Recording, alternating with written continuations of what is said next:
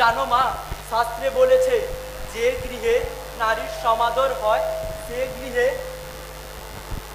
ভগবানের আশীর্বাদ মুক্ত বর্ষিত হয়, আর যে গৃহে নারীরা শিক্ষিত হয় সে গৃহে কুসংস্কার দূরীভূত হয়।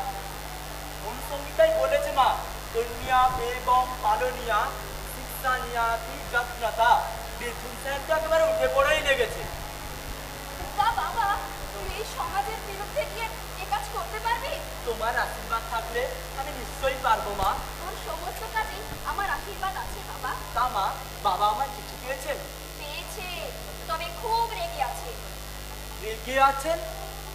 কই গো, ঈশ্বর এসেছে। কি কি ব্যাপার? আপনি আমার প্রস্তাবটা করেছেন বাবা? হ্যাঁ করেছি, কিন্তু মত যদি আমি না দিই তাহলে আপনার জীবদ্দশায় আমি কিছু করব না। ও, মৃত্যুর পর করবে? মৃত্যুর পর বুঝি পিতৃবাক্য পালন করবার কোনো প্রয়োজন থাকে না? না না, তা কেন? পিতৃ আজ্ঞা সর্বদাই পালনীয়। লোকাচারের বিরুদ্ধে গেলে দেশের লোক লাঠি নিয়ে তাড়া করবে। ঘরে যদি আগুন না লাগিয়ে দেয় তা তোমার বাবার ভাগ্যি জানবে। সমাজে সমাজে এক ঘরে হয়ে থাকতে পারবে কি? চুপ করে কেন? উত্তর দাও। লাঠির বই বাপ বাপ বলি পেছিয়ে যাবে না তো? না, পেছবো না। এগুতে না পারি, দাঁড়িয়ে মরবো। বেশ, তবে কোমর বেঁধে লেগে যাও।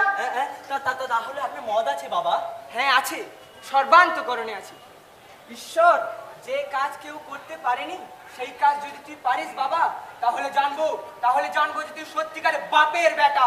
বাবা, আপনি আমাকে আশীর্বাদ করুন। সর্বকার্যে সিদ্ধ হও বাবা, সর্বকার্যে সিদ্ধ হও। মা গো, বাবা মদ দিয়েছে, এবার তুমি বলো মা, তোমার মদ আছে কিনা? আমার মত, ওরে এই বিধান যদি শাস্ত্রে ছিল বাবা, তাহলে এতদিন ধরে হতভাগীদের এত কষ্ট দিয়েছিস কেন? কেন? সে কথা জিজ্ঞেস করো কুল পণ্ডিতদের, জিজ্ঞেস করো ব্রাহ্মণ নামধারী ওই শূদ্রদের, যারা আশ্রয়দাতা রাজার মুখ চেয়ে অব্যবস্থা দেয়। তাই 800 বছর ধরে এদেশে অমানসিক অত্যাচার হয়ে আসছিল। তুমি আমাকে আশীর্বাদ করো মা। আশীর্বাদ করি বাবা, আশীর্বাদ করি। সর্বকার্যের যিনি নিয়ন্তা, সেই সর্বশক্তিমান তোকে শক্তি দিন, তোকে সাহস দিন। আমি এর একটা হেস্ত করে ছাড়বো। তুমি দেখো মা, তুমি দেখে নিও। জানো মা, আমার লেখালেখির জন্য আজই রাজা রাধাকান্ত দেব রাজদরবারে পণ্ডিতদের সামনে ডেকেছে। তাহলে এখন আমি আসি মা। আয় বাবা আয়, আয় আয়। দুর্গা দুর্গা দুর্গা দুর্গা দুর্গা দুর্গা দুর্গা। এ মা তারা, মুখ রেখো মা, মুখ রেখো। ও, আপনারা এসে গেছেন?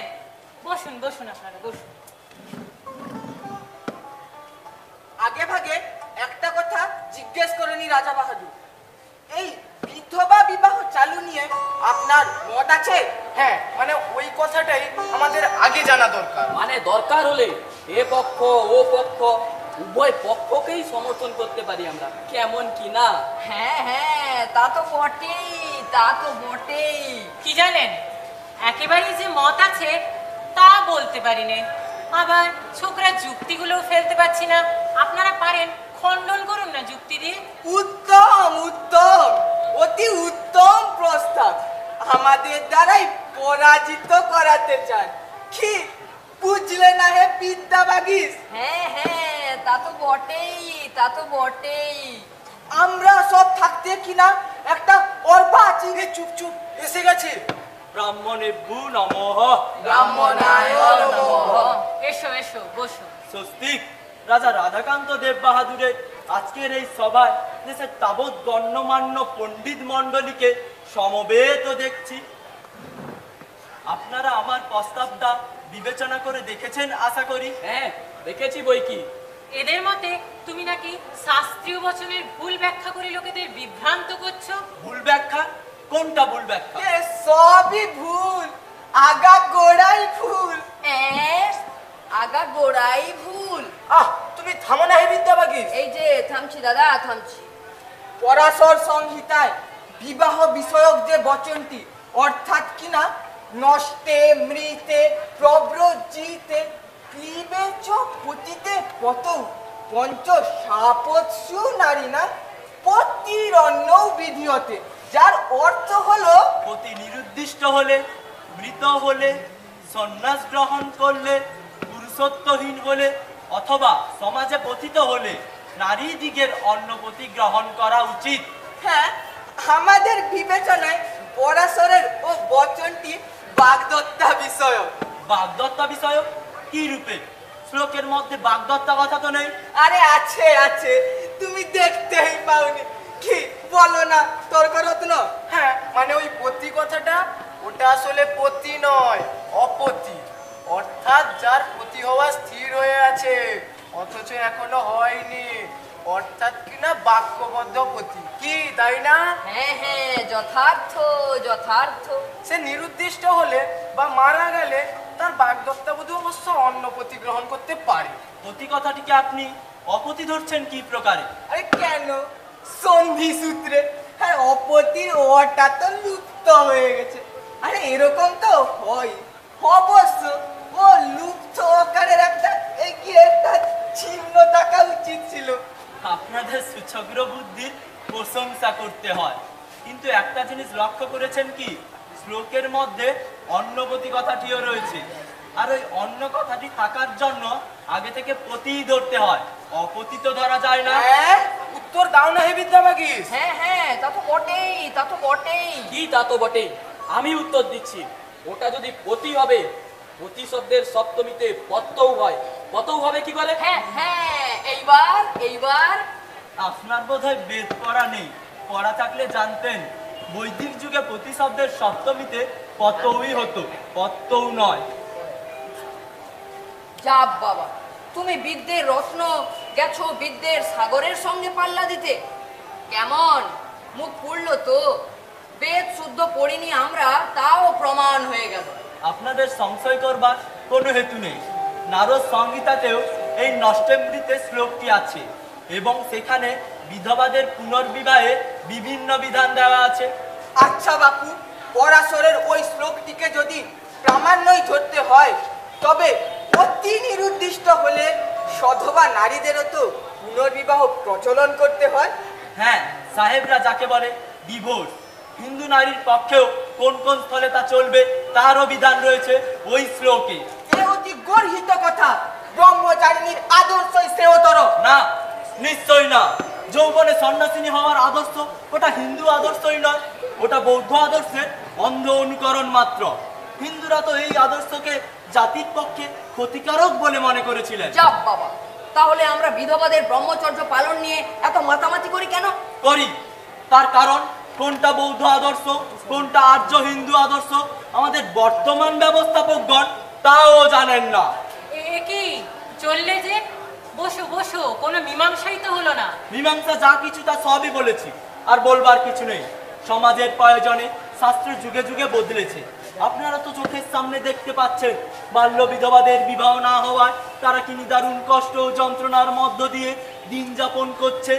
আপনারা যদি বুঝতে পারেন এই অব্যবস্থার প্রতিকার হওয়া প্রয়োজন, তাহলে অবিলম্বে সমাজ সংস্কারে ব্রতী হন, এই আমার প্রার্থনা।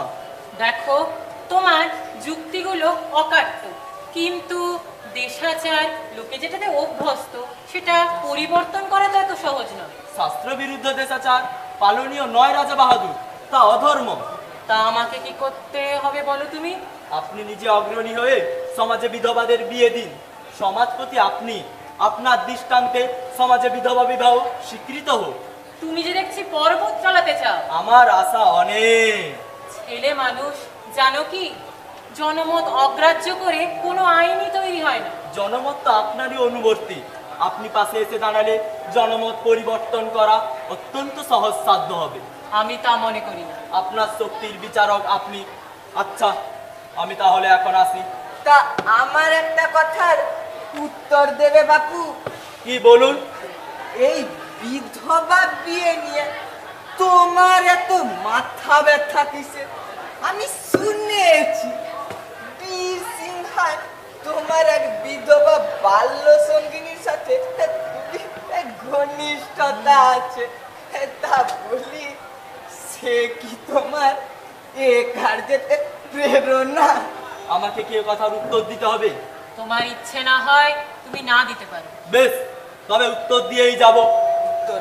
শুনুন, আমার সে অভাগিনী বাল্য সঙ্গিনীই নয়, বাংলার যেখানে যে বাল্য বিধবারা নীরবে অশ্রু বর্ষণ করছে তারা সবাই আমার প্রেরণা। এই যে ন্যায়রত্ন মশাই, তারই ঘরে আছে একটি 11 বছরের বিধবা মেয়ে। সে আসন্দা দাসীবৃত্তি করে দীর্ঘশ্বাস ফেলছে আর পিতৃপুরুষকে অভিসম্পাত করছে। সেও আমার প্রেরণা। আর ওই তর্করত্ন মশাই তার 15 বছরের বিধবা পুত্রবধূটিকে দিয়ে নির্জলা একাদশীর দিনও পঞ্চব্যঞ্জন আমিষ রাঁধিয়ে পৈশাচিক তৃপ্তির সঙ্গে আহার করতে বসেন। তার হৃদয় বৃত্তির কথা একবার ভুলেও চিন্তা করেন না। সেও আমার প্রেরণা। খুন করবো, কেটে ফেলবো, বরবাচিন বেল্লি পাষণ্ড কুলকামিনীর কথা তুলতে সাহস হয় কি করে? ছেড়ে ফেলবো। সবাই আমার মা। সন্তানের দরদ দিয়ে মায়ের জাতের দুঃখ আমি আপনাদের কাছে নিবেদন করেছি। জানি না সে নিবেদনের কোনো ফল হবে কিনা, তবে একটা কথা বলে যাই, আমি যখন বুঝতে পেরেছি এই বিধবা বিবাহের প্রয়োজন আছে, তখন সে বিধবা বিবাহ হবেই। কেউ তা রোধ করতে পারবে না, কিছুতেই রোধ করতে পারবে না, কখনোই না। তাহলে আজকের সভা এখানেই শেষ করা যাক। চলো হে, চলো চলো সবাই, চলো চলো চলো। দেখা যাক শেষ পর্যন্ত বিধবা বিবাহ প্রচলন করতে পারে কিনা। হ্যাঁ, আমরাও দেখবো কি করে বিধবা বিবাহ চালু হয়। হ্যাঁ হ্যাঁ, চলো চলো দেখবো, চলো চলো চলো। আমি তোমার আবেদন পেড়িয়াছি পণ্ডিত, আমার পূর্ণ সহানুভূতি আছে, কিন্তু তোমার দেশের লোক না চাহিলে আইনসভা তো আইন পাশ করিবে না। আমি শুনিয়াছি রাজা রাধাকান্ত দেব বাহাদুর ও তাহার পণ্ডিত মণ্ডলী 5000 সিগনেচার লইয়া তোমার আবেদনের বিপক্ষে পাঠাইবে। বেশ তো সাহেব, আমার আবেদনের সপক্ষে আমিও 10,000 সই জোগাড় করে দেব। Very well very well very well, আমিও তাহা হইলে আইন পাশ করাইতে যথাসাধ্য চেষ্টা করিব। ধন্যবাদ সাহেব, ধন্যবাদ। বাই দ্য ওয়ে পণ্ডিত, তুমি যদি কিছু মনে না করো আমি একটা কথা বলি। বলুন বলুন। এই যে তুমি প্রায় খালি গায়ে ধুলা মাখা চটি ফটফট করিতে করিতে লাড ভবনে আসো, ইয়াতে আমার সেক্রেটারি এবং অফিসার বড় আপত্তি করে। ভবিষ্যতে ইউরোপীয় পোশাকে এখানে আসিতে তোমার খুব অসুবিধা হইবে পণ্ডিত। সাহেব, এ আমার জাতির ভদ্র বেশ। আপনার কথায় এই বেশ পরিত্যাগ করে আমি আমার জাতীয় পরিচ্ছদকে অপমান করতে পারবো না। আমি বরং এবার থেকে আপনার কাছে আর আসবো না। আমার যদি কোনো প্রয়োজন হয় তা আমি আপনাকে দরখাস্তে লিখে জানাবো। Oh no no Pandit, no no, I never made that. আচ্ছা পণ্ডিত, এই পোশাকে তুমি আমার কাছে আসলো, আমি তাহাতে কিছু মনে করিব না। ধন্যবাদ সাহেব, অসংখ্য ধন্যবাদ। নমস্কার। What a man! I like him. I like him. I like him. Radhakanta দেবের দল 30,000-এরও বেশি সই জোগাড় করেছে শুনেছি। হ্যাঁ ঠিকই, তবে সেটা হচ্ছে এই কলকাতার বাইরে সাধারণ শ্রেণীর লোক। দেশের গণ্যমান্য পণ্ডিত, রাজা, মহারাজা, জমিদার এবং শিক্ষিত ব্যক্তি যারা, তারা সকলেই বিদ্যাসাগরের দলে। তা হলেও এদের সংখ্যা তো আর 8-10,000-এর বেশি হবে না। এতে কি আর আইন পাস হবে? আমার মনে হয় হবে। হবে, কারণ কারণ এ আইন কারোর অধিকার ক্ষুণ্ণ করছে না, বরঞ্চ যাদের অধিকার নেই তাদের অধিকার দিচ্ছে। বিধবা বিবাহে যাদের অনিচ্ছা তারা বিবাহ নাও করতে পারে, আইন তাদের বাধ্য করছে না। কিন্তু যারা করতে চায় এই আইন তাদের সে স্বাধীনতা দেবে। কি ব্যাপার বলো তো? সং বেরিয়েছে বোধহয়। মনে হয় আইন পাস হয়ে গেছে। চলো দেখি গিয়ে। হ্যাঁ, চলো চলো।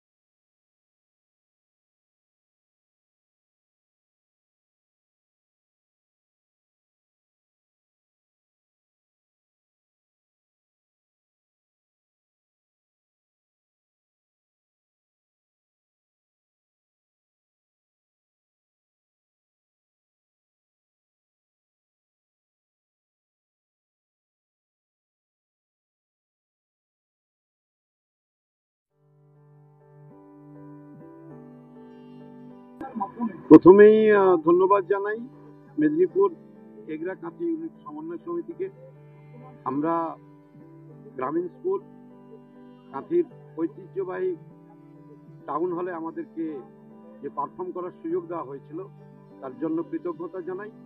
সেই সঙ্গে প্রত্যেক কর্মকর্তা সমিতির যে বিশিষ্ট মানুষেরা যুক্ত ছিলেন তাদেরও অনুপ্রেরণা ছিল, তাদেরকেও ধন্যবাদ জানাই। আর সর্বোপরি এটা আমাদের বিদ্যালয়ের ক্ষেত্রে এবং আপামর আমাদের এলাকাবাসীর ক্ষেত্রে সত্যি খুবই আনন্দের বিষয় যে আজকে যে 8টি দল এই সংক্ষিপ্ত সময়ে যে মেদিনীপুরের স্বাধীনতা সংগ্রামীদের নিয়ে যে নাটক মঞ্চস্থ করলো তাতে আমরা চ্যাম্পিয়ন হয়েছি। আমরা প্রত্যেকেই খুশি। আমি কৃতজ্ঞতা জানাবো আমাদের এই নাটক বিধবার দাতা বিদ্যাসাগরের যে স্ক্রিপ্ট রাইটার, যে লেখক অনুপম দাস বাবুকে, সেই সঙ্গে আমাদের সহশিক্ষক মৃণাল কান্তি নায়ক, দেবাশিস পণ্ডা, অর্ধেন্দু শেখর পাত্র, আরও অনেকে যুক্ত ছিলেন। আরও অনেকে নাম করতে পারছি না সময় সংক্ষিপ্ততার জন্য। প্রত্যেকেই আমার তরফ থেকে, বিদ্যালয়ের পক্ষ থেকে আন্তরিক কৃতজ্ঞতা এবং ধন্যবাদ জানাই। আর যাদের জন্য আমরা আজকে প্রথম হয়েছি বা চ্যাম্পিয়ন হয়েছি সেই স্নেহের ছাত্রছাত্রীদের আমার বুক ভরা ভালোবাসা। আশা করি আগামী দিনে যদি আমরা এইরকম আবার কোনোদিন সুযোগ পাই চেষ্টা করব আমাদের সেরাটা মিলে ধরার। ব্যক্তিগত নৈপুণ্যের ব্যাপার আছেই, সেই সঙ্গে যারা নির্দেশনা করেছে তাদেরকেও ধন্যবাদ দিতে হবে। আর সেই সঙ্গে ছাত্রছাত্রীরা যে এই যে কয়েকদিন কঠোর অনুশীলন করেছে, মোবাইল থেকে দূরে যে অন্য কিছু করা যায়, এখান থেকেও যে এন্টারটেইন বা আনন্দ পাওয়া যায় সেটা তারা উপলব্ধি করেছে। তার প্রতিফলন বা তার ফল আজকে আমরা এই সন্ধ্যাবেলা পেয়েছি। আমি প্রধান শিক্ষক, কালিন্দী ইউনিয়ন হাই স্কুল উচ্চ বিদ্যালয়, রামনগর 2 নম্বর ব্লকে অবস্থিত। অবশ্যই ভালো তো লাগবেই অবশ্যই, এবং মানে তার সঙ্গে অক্লান্ত পরিশ্রম করেছে ছাত্রছাত্রীরা এবং আমাদের স্কুল কর্তৃপক্ষ আমাদেরকে যথাযথভাবে সহযোগিতার হাত বাড়িয়ে দিয়েছেন, এবং অন্যান্য শিক্ষক শিক্ষিকা মণ্ডলীকেও আমাদের যারা মানে আমাদের সাংস্কৃতিক যে বিভাগ আছে আমাদের বিদ্যালয়ে, তো আমরা সেই সাংস্কৃতিক বিদ্যালয়ের যে একটা পরিমণ্ডল আমরা তৈরি করতে পেরেছি, এটা সকলেরই একটা সহযোগিতায় এবং শুভেচ্ছায়। ফলে এটা আমরা ছাত্রছাত্রীদেরকেও যে এই কাজে অনুপ্রাণিত করতে পেরেছি, এটাও আমাদের মানে একটা ভালো লাগার একটা জায়গা।